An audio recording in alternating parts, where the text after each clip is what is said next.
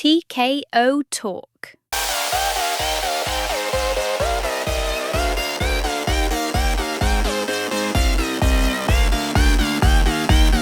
As far as Noche UFC goes, I know it is something that is intended to be annual, but if it is going to be annual, we're going to have to get out of these growing pains, I think, fairly quickly. Noche UFC in San Antonio wasn't bad at all, in my opinion, though I did miss the Tatiana Suarez fight. Was it no good? It looks like she won via decision over Lemos, so maybe the Habib talk is gonna die down a little bit. That's the case, but I haven't seen it. So we were supposed to even get Raquel Pennington on this with Norma Dumont, which could have been interesting. There was some heat up and down the card. I wish I could know for a fact what it is about Noche that is so different year to year to year. And I know there's so many fast moving parts, but like the first one, it almost felt like it was accidentally successful. Not like they didn't want it to be successful, but like it caught on pretty quick because they had like this special music for it and a couple of graphics, and other than that it was pretty much the same thing. I can't remember if the ring girls were dressed up and whatnot, but it felt really, really cool, and everyone was like, yeah, we should be able to do this again, blah blah blah. And then Sphere came and UFC wanted to do the first thing at Sphere. The technology was barely even in existence at the time to throw something like what the UFC was trying to do, and it became a big old thing. And then the card became something that wasn't even like heralding Mexican independence, so to speak, as far as who was fighting goes, but all the decor and all the back culture, other than the VR Lawnmower Man flying segment for Sean O'Malley or whoever's walkout that was crazy. And the co-main and the main weren't even that good. Alexa Grasso was up 5 in the morning, 5 p.m., don't know, standing there looking at Spear, holding her belt as if she were the face of the event of Noche, and it just wasn't the case. For whatever reason, everyone can go into that whichever way, but to me it should be getting bigger each year. Are you okay, honey?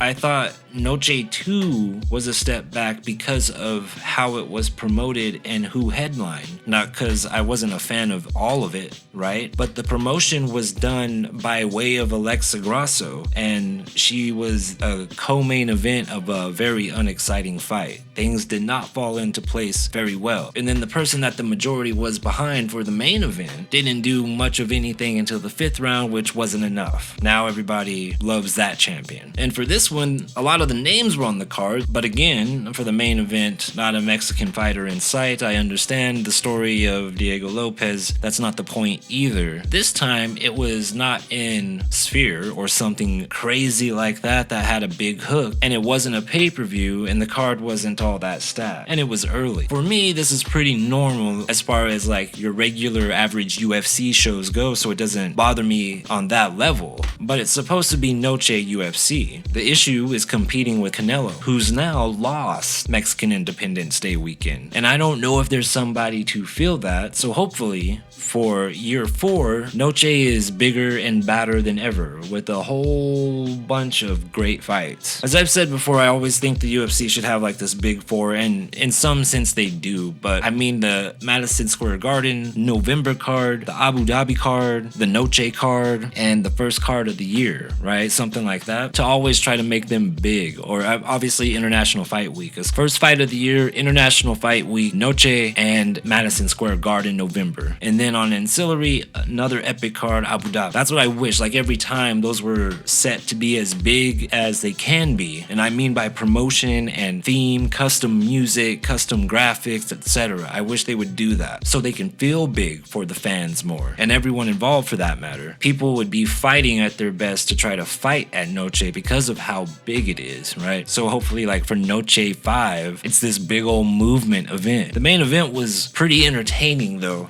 Look at this fucking McLaren, man. Fucking sick. Damn, man, I love your car, bro. Love it, man. It's so sick, bro. I love it, though. Bro, it's sick as fuck. What do? You're a rapper? A film producer. A film producer? Fuck, that's... Yo, but why you so... Bro, but like, why can't you get out of the fucking car? You're kind of like... Why you gotta record? I'm just saying, like, I mean, I'm just saying, it's a nice fucking car. I've been saying that. I'm just saying, I mean, I ain't got that kind of money. I ain't got McLaren money and shit. But you look like you need to hit the gym and shit, you know? Get the fuck out my face. I'm just saying, I'm being honest, you know? I mean, can't even get out of your own fucking, like what? Like $300,000 car? What the fuck? I guess my question is like, what do you do with Diego Lopes? Probably Yair Rodriguez, but what I came away with this mainly was that Gene Silva is not going to be a champ. He will definitely have to calm down the aggressiveness. And yes, he's a beast, a savage, and very entertaining, but he's going to keep getting defeated in that way if he doesn't chill out with it. And I don't know how long it'll take him to get that out of his system, if it's even possible. The dude is quite the character. And if you take that away from him, how dynamic can he be? How you know, you got to balance that. I think Diego Lopes is another fight away from another title shot. I personally don't want to see him fight Alexander Volkanovski again. I mean, that wasn't pretty at all, and that's pretty crazy what he did looking back now. The Yair fight will definitely work in the meantime while the great gets either Lerone Murphy or you know, Evloev. Without a doubt, those two made Noche what the spirit of it should be, and I greatly do appreciate that. There were some other good fights on there too that plenty of people will talk about, but I believe Noche needs to be a bigger thing going forward. Hey, I'm not surprised, motherfucker.